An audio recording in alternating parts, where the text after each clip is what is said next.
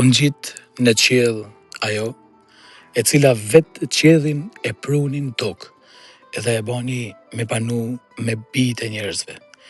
Trupi saj kje marrë nalt në lumni, sepse ishte pa mujtun që toka me ja shkatru trupin, me ja kalpsit atë edhe me ja vyshk, sepse pikrisht në një trup, në kranorin e saj, unë gjizë fjala e atij i cili pat kriju gjithçka me pëlqimin e të birit.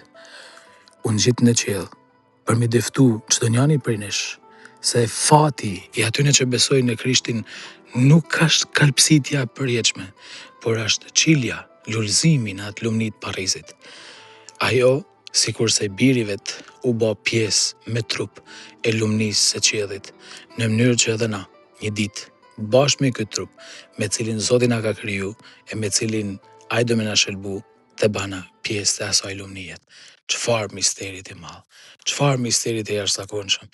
Lum ata që besojnë në Krishtin, lum ata që shkojnë simas fjalës së tij, sepse ajo fjalë e cila pa të rujt trupin e nënzve të pashkatrueshëm, një fjalë ka me na dhanë pashkatrueshmërinë, lavdinë, për sosmërinë.